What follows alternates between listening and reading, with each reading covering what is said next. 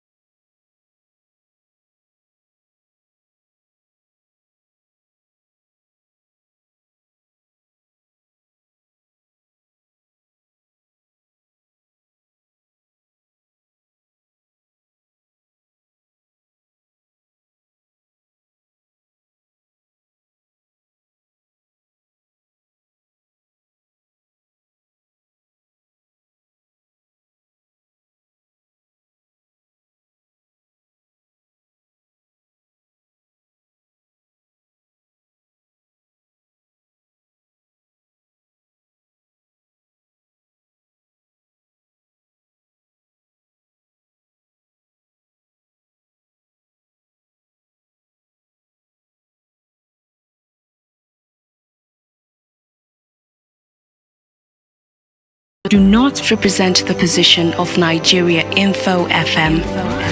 Nigeria Info, let's talk.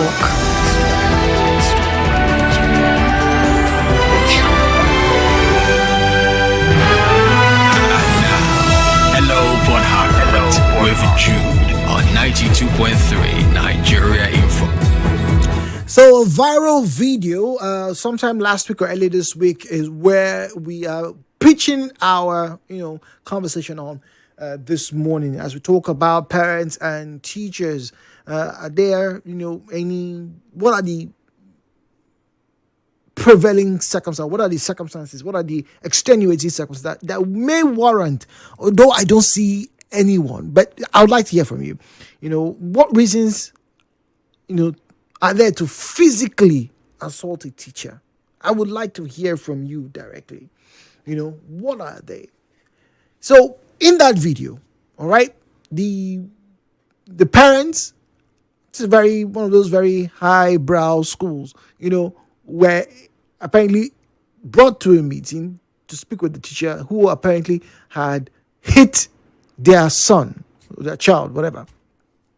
And then the first thing I took from seeing that video was that the teacher looked intimidated. And already I felt embarrassed for the teacher. I felt embarrassed for the teacher looked intimidated. Growing up, teachers were very bold, were very confident.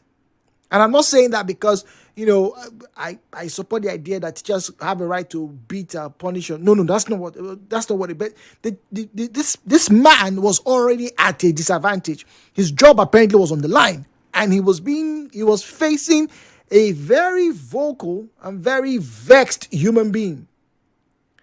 I understand the emotions there, but we're looking at the justification of this said emotion. And so he was asked, "Why did you hit my child?" And he said, "Look, your child was misbehaving." And he said in a very subdued voice, his head was bowed down, he was cowering. From all the body language, this person had already been beaten into submission. "Your child pushed me." How dare you push a teacher? And then as he was talking, the father, in a fit of rage, walked up to this teacher and slapped him. The slap he slapped him is the kind of slap a father should give a child. He slapped him like, "I'm putting you in your position." And then after speaking for a few moments, the mother too, the wife, also joined in the slapping barrage. "I will slap you, stop and record it. Slap you." And in my heart, when I saw that video, I had to ask a friend, "Please, where is this video from? Do we have anybody there? Is there any willing lawyer that can go and speak for this particular teacher?" Because why? Let's say the teacher was at fault. The teacher used excessive force. Maybe that was the reason.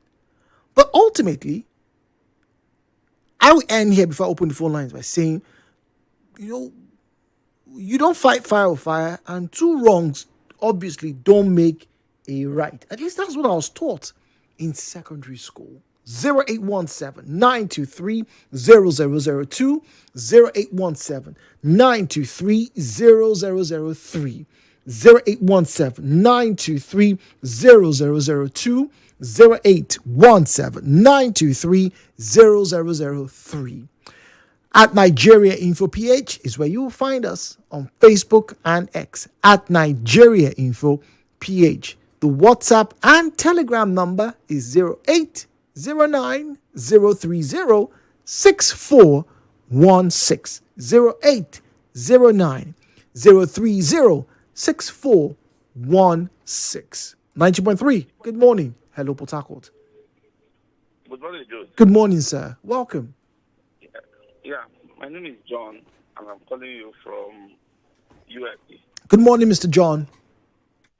Yeah, I know that the job and the economic situation in Nigeria has made a lot of persons to go dearly to whatever things they are doing.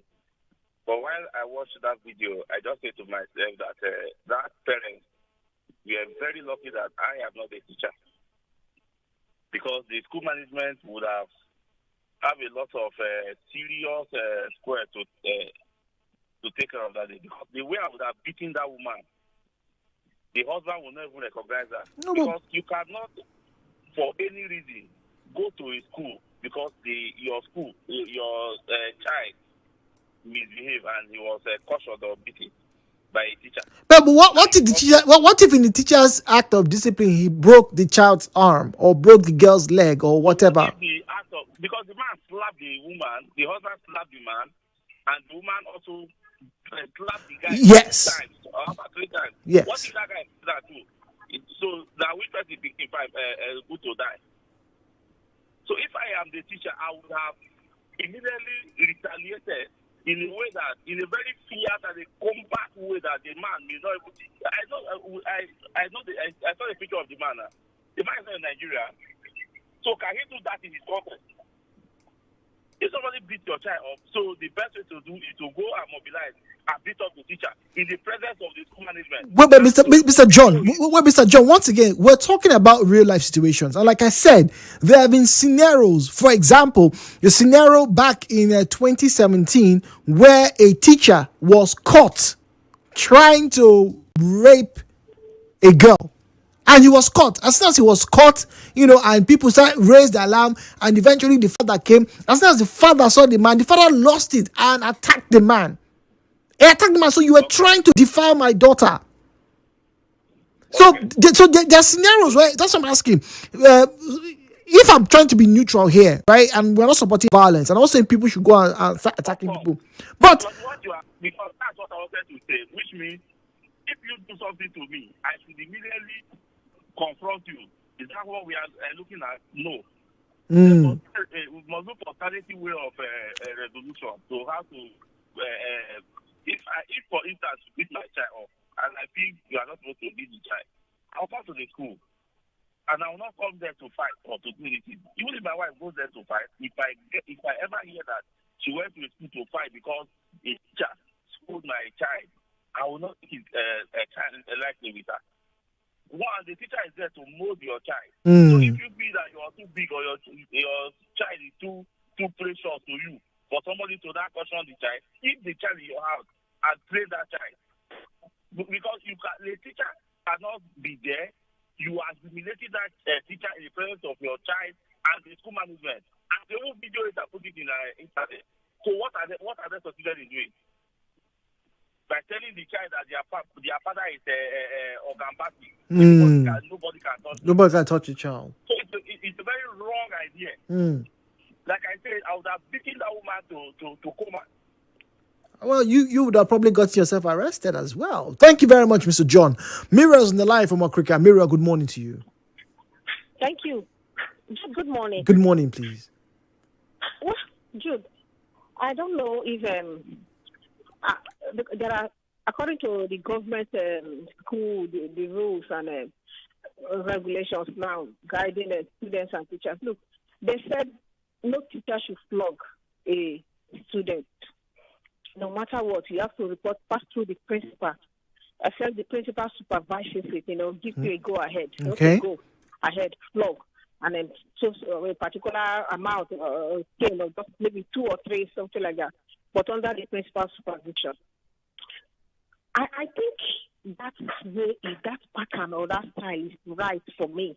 But that does not stop the fact that teachers are flogging. Well, even students are flogging senior students are going ahead to flog junior students. And they are willing. Even private schools are allowing that. But for me, I think students must be disciplined.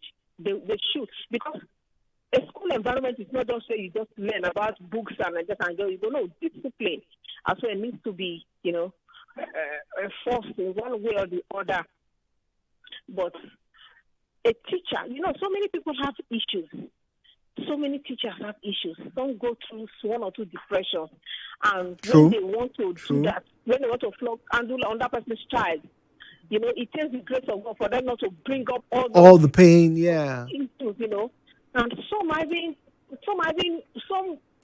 aged, no married, no child, and trust me, Jude, we are all humans. These things come to play when they interact with people living with children, other people's children. So I think the principal should be held responsible for anything that happens between a teacher. A parent should not just come straight to the teacher and begin to attack the teacher. All right. Thank you very much.